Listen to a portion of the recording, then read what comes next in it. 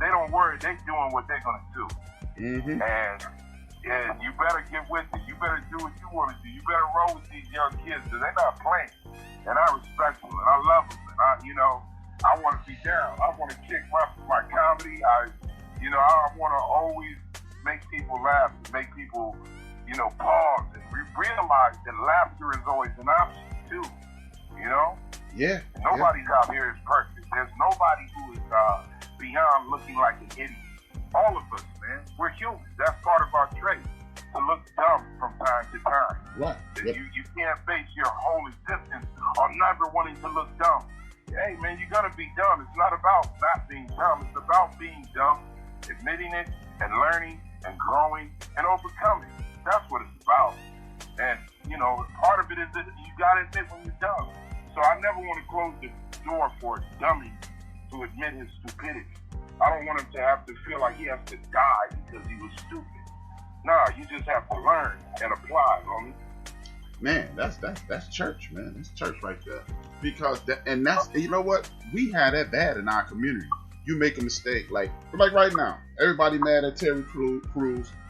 I'm included in that pile, but I'm not gonna write him off. I'm gonna use your terminology. He a reread, but you still gotta say you could be in the slow class, the smartest guy in the slow class, and then elevate. It's a trip, man, because I toured with Charlie Murphy for 8.5 years. Me and Charlie Murphy, we plastered the USA. We went to damn near every state in the union, mm-hmm. and we went to about, man, at least 10 different countries, doing stand-up, doing comedy, me and my man. Mm-hmm. And I met Terry Crews through Charlie. And Terry Crews was a cool brother, man, a really cool dude. You know what I'm saying? I really liked him. And, one thing I've had to learn about this business, man, is I don't judge anybody. I'm just thankful, man. I'm thankful that I never had to put on a dress. I'm thankful that I never went for that. I never went for that. And it's not to knock anyone who does, man. You gotta do what you gotta do. I'm not here to judge you. Because I'm gonna be honest with you, I got 4 kids. And, 3 natural kids and 1 step kid. And if any one of them was in need of something that I didn't have the bread for, and or Hollywood movies said, Freez, we got a movie for you, but you gotta wear a dress. Man, fuck out of here. Hey, it pays $1 million. If my kid needs a kidney, motherfucker, I might put on a dress. I'm not, you know what I'm saying? Right. I mean, I'm not, so I don't judge anybody. I'm just thankful I've never done that, and I've never been in that position where I had to do that. And I let agents know off the bat, like, look, if you're going to represent me, I'm telling you now, don't pick me to play go for any gay role. And they say, why not? I say, why? Because we have gay actors. Right. That need work. Don't you have gay people that you, if you want to cast someone gay, cast a gay actor. Don't they deserve to work? What's your point in trying to, get me to do that? I'm telling you right now, I'm not interested in doing that. The third thing, another thing I won't play is a racist. I won't play that either. And it's just my pitbull. That's me.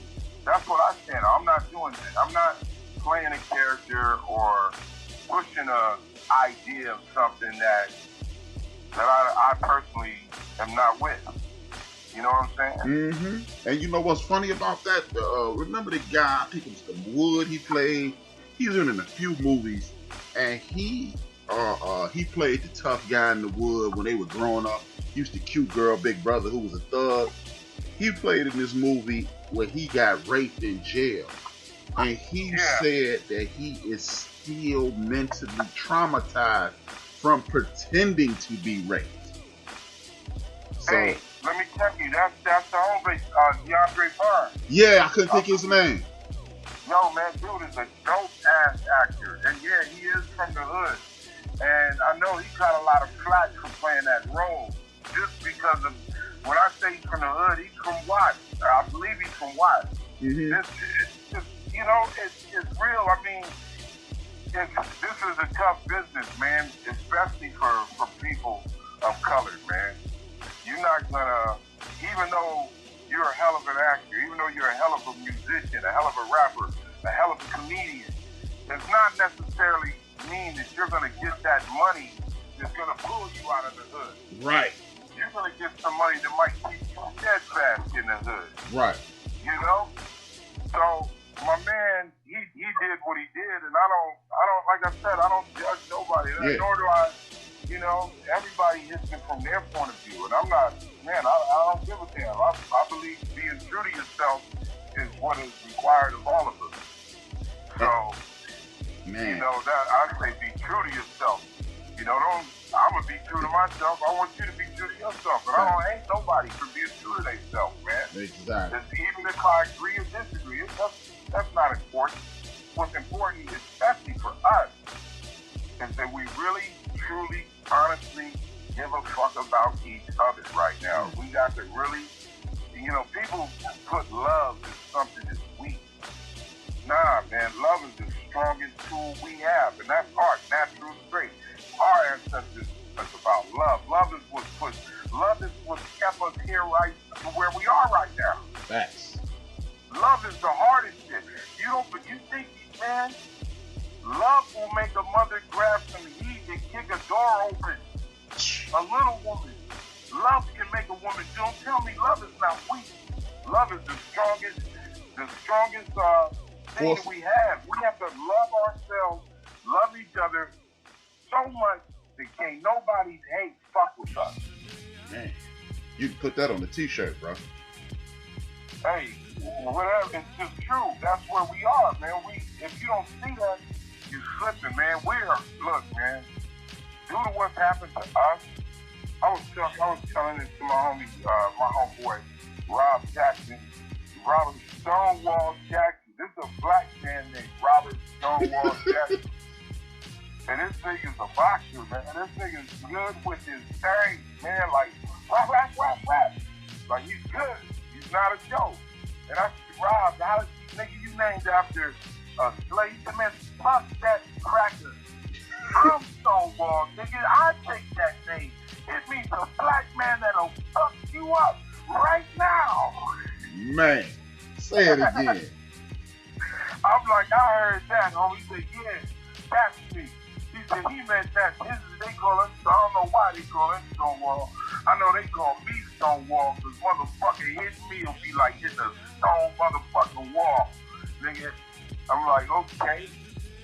But you're gonna meet Rob Jackson on my new show coming out. But anyway, my man Rob, he's the cat that you know, even he says, we was talking, he said, look, man, I just think we have to love each other, man. We're so fucked up due to what's happened to us. He said, I'm a Negro, Freez.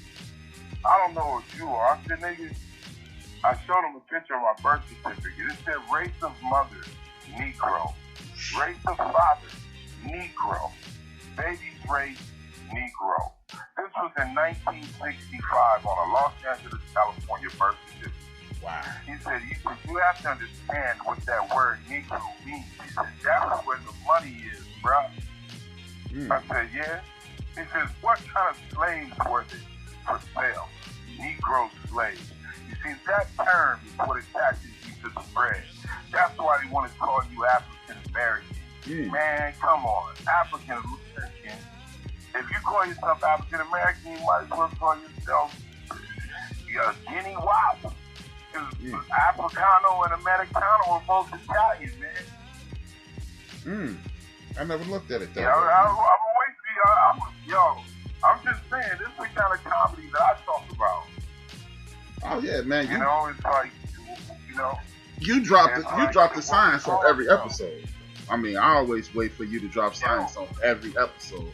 Yeah, because all I think is the whole time they want you to be called black, African American, whatever. No, motherfucker. Call it what it is on your fucking paperwork. Because you got to pay for this. Man. It's reparations. That comes with, you make money off these Negroes. These Negroes, you make bread off of the Negro. You owe the Negro. It's in your paperwork. Go to your paperwork. Go. Exactly. There's all these major companies, Merrill Lynch, All of these city banks, homie. City banks. Yo, I'm just saying, do the research, man. Citibank was the first funders of slaves, the slave trade. Wow. In the 1600s in New York, right in Manhattan. It went down. You know, there's you can't tell me Citibank is not paid right now. Okay, yeah, you profited from Negro sales. So give me my cut, right? Give me my damn cut. Give me my cut. And you know me, because I'm a comedian, I did a whole song on my album called Nigerian Attorney.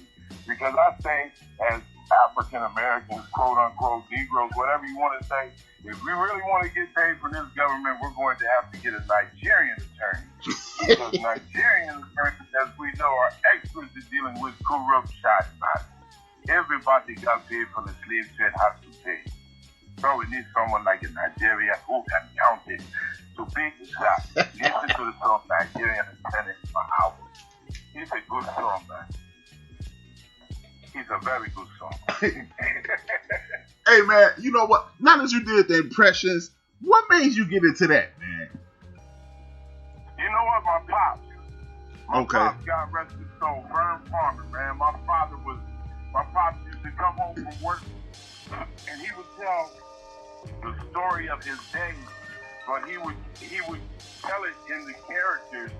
He said, I got to work today, and who do I see? Motherfucking Sanchez. Oh, Mr. Farmer, how come you're not driving your car today to Dookie Bucky? So you know what I pay the parking? Come on, Mr. Farmer, you know I see my family when you pay for the parking. You don't care about my family? And I'll be like, goddamn, you Sanchez, I care about my family. I don't have the gas. I'm taking a goddamn bus. So I would hear these stories, and I would tell these stories to my friends in school, like my pops would tell us, and they would be crying, laughing. And then my Latino homies, my Mexican homies, be like, man, even when you do that voice, homie, you sound like fucking like my deal, man. You sound like somebody, you know. And then just growing up in LA, it's like, this is Mexico, man. This is, how do you not speak like Spanish, man? This is Los Angeles, California. It's not Chicago. Chicago, that's not Spanish. Los Angeles, that's Spanish. You understand? So I just talk around the people I've always grown up with and worked, just like any character. And so I like to make, I've liked to always, I don't know, man, just whoever I meet, if they're intriguing and I'm talking to them, them motherfuckers become a character.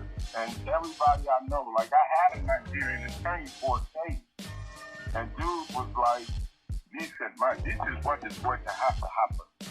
Every day, you understand, I went to jury. I went to a jury trial with this attorney. And as he was talking to the jury, sometimes he would be talking, he would use big words like annunciation, or words like inappropriate. But then, he would try to throw a street word. Like one time he said, you see this man, this is my client. And I'm going to tell you right now, you don't want to get cheeky with this man. And I was like, did this nigga say I don't want them to get cheeky with me? Did he just tell the jury? I said, yo, what do you say to shut your mouth? Wait, I don't work. This man, you don't want to get cheeky with this man. Dude, no, this. I said, yo, what are you doing? He said, no. I want them to know that you are from the street. So I used words like cheeky. I said, nah, nigga, we do not want them to know I'm from the street. What are you doing? He said, don't worry, you have to have faith in me. You have to have faith in me. Sit back and wait.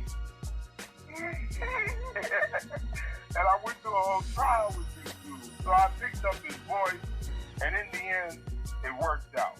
Dang. So I was like, you know what, that was a tough experience, but I had to let my man work his magic. And I think it was a thing where he confused the jury so much. They was just like, man, whatever, just get these niggas out of here. whatever it did, it worked.